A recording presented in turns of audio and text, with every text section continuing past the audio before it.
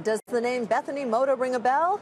Perhaps not with Ty, but chances are your daughter certainly knows who she is, and so does Wall Street, Silicon Valley, and the retail industry. Take a look.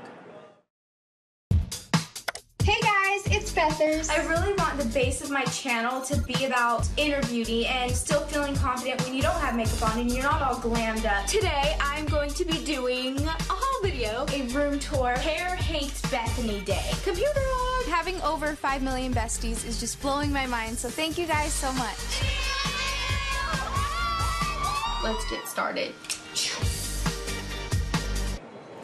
In 2009, a then 13-year-old Bethany started blogging fashion and beauty advice from her bedroom, which you just saw, nicely decorated, by the way. And 5 years later, she has racked up 500 million viewers on YouTube. That's more than Lady Gaga, Vogue, and Glamour and Elle combined. Plus another 2 million Instagram fans, 1.5 million Twitter followers, and her very own Aeropostale line. Not bad for 18, but she hasn't peaked yet. Bethany Mota joins me here at Post 9. Welcome to Post 9 and the NYSE, Bethany. It's nice to have you here. Well, thank you for having me. So you have this wonderful relationship now with Aeropostale, and you've been helping them along in terms of the rapid way in which a retailer really has to respond to teens. So it's starting to work for Aeropostale, but who else in the teen retail space do you think is succeeding, is doing it right, is making it work? I would say just like the whole kind of YouTube community in general. The thing about YouTube creators is that it's so relatable, and it's so, it's something that you build a relationship with your viewers. Like when I started my YouTube channel and when I started watching YouTube videos, it was kind of this outlet for me to express my creativity and my opinions, and I was relating to these girls in a way that I never had before. And it's just cool because all these girls watch my videos and it means so much to me, and they really listen to what I have to say, I listen to what they have to say. So I think it's just that personal connection that you have with these viewers online. So I would say the YouTube community in general. Okay, so let's bring in two analysts to talk more about the retail space. CNBC contributor Stacey Whitlitz joins me, and Piper Jaffray's Stephanie Wissett. Nice to have you here, ladies. Welcome. Thank you. So Stacey, let me start with you. Bethany mentioned the YouTube audience and how they're reacting to her, certainly, and her fashion statements. But what about the other retailers? How much are they really plugging into social media, YouTube, and the like? Are any of them doing it correctly? Yeah, well, obviously some are doing it better than others, and Aeropostale's really caught on to something here. And, we've seen Coach do it. We've seen Coach use bloggers.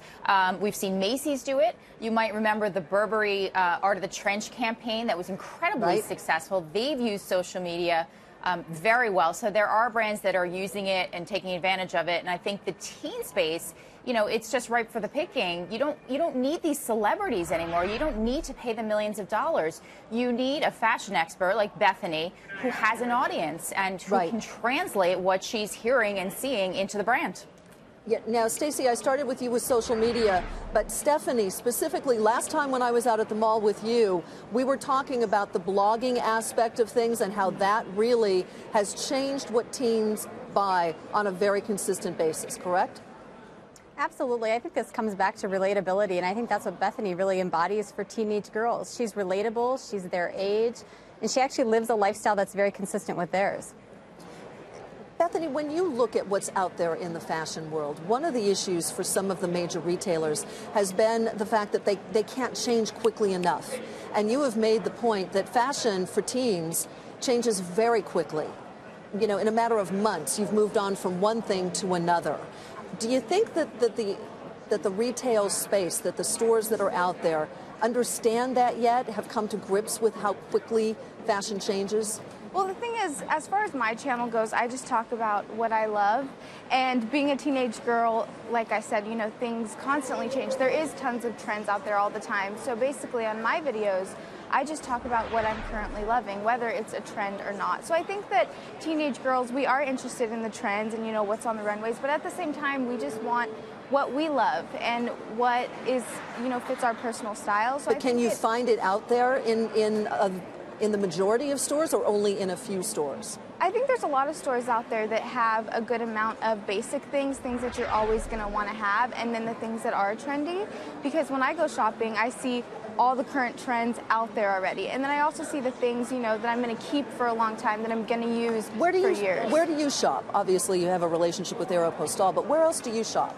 Well, the thing about me and my YouTube channel is I shop at a lot of very inexpensive stores. Aeropostale is one of them. And then, you know, also growing up, I always shopped at Forever 21 and H&M and stores that offer those trends that are current without having to spend a lot of money on them. Without breaking the buck. Okay. All right, we'll leave it there. Bethany, thank you. Stacey, Stephanie, thank you as well.